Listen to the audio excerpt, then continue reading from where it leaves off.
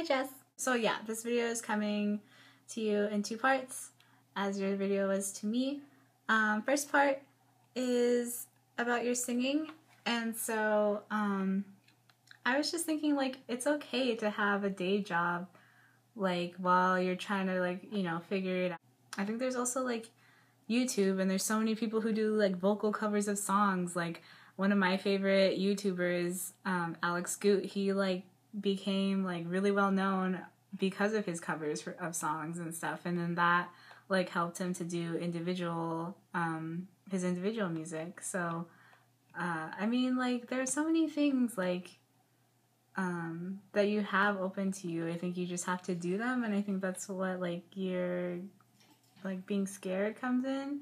And I remember this quote, and I'm just, like, full of quotes. I don't know. They're just, like, little things in my head that, like, keep me going. But there's this quote that's, like, 20 seconds of unbelievable courage can change your life.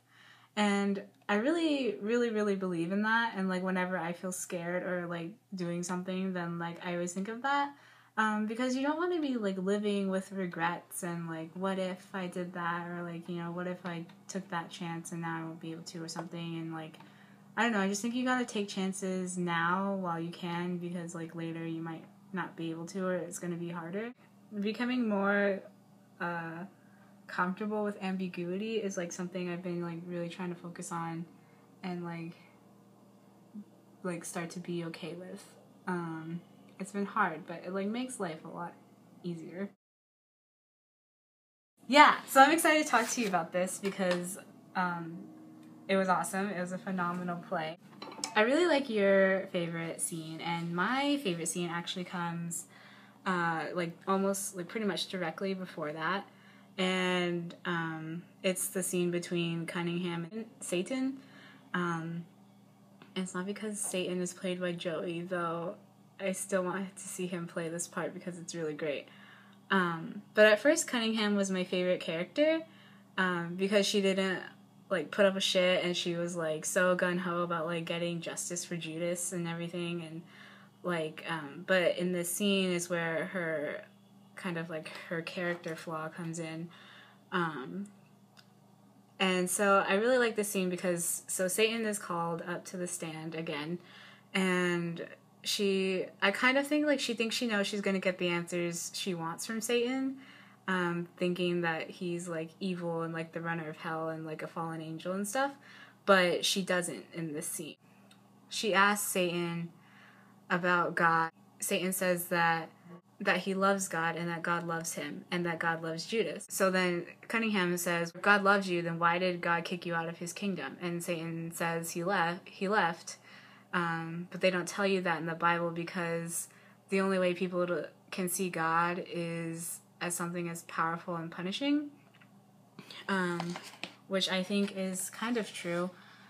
I hear about it a lot as, like, God being this, like, punisher instead of, like, this, like, forgiver and lover, which is kind of something I've been dealing with too, especially, like, it was really bad, like, especially when my dad passed away. I thought, like, you know, why did God do this, blah blah blah, he, like, took this away from me and stuff like that. So I thought that was really interesting to kind of see that from, like, Satan's point of view.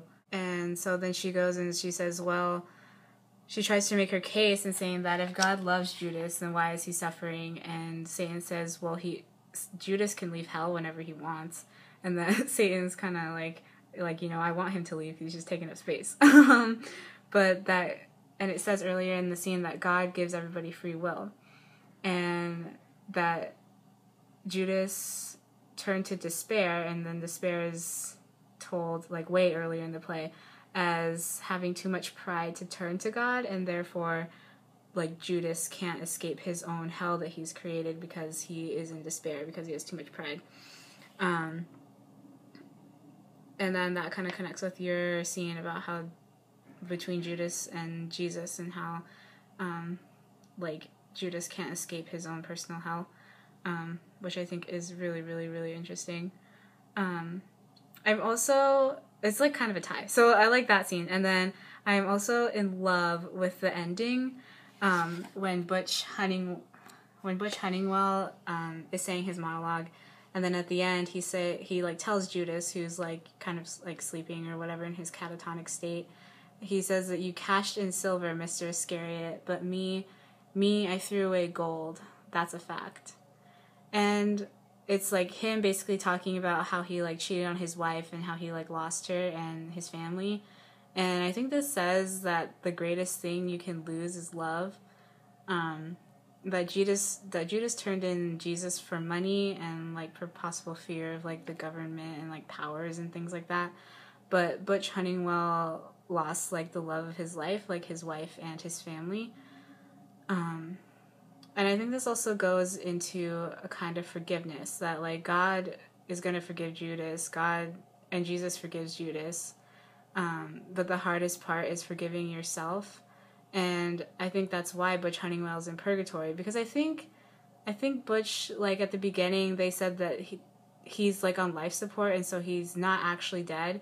I think he's like trying to like decide if he wants to stay or go, and I think that his like main reason is that if he's going to forgive himself or not. And so that happens, and then the last scene we get is with Judas, and Jesus is washing his feet.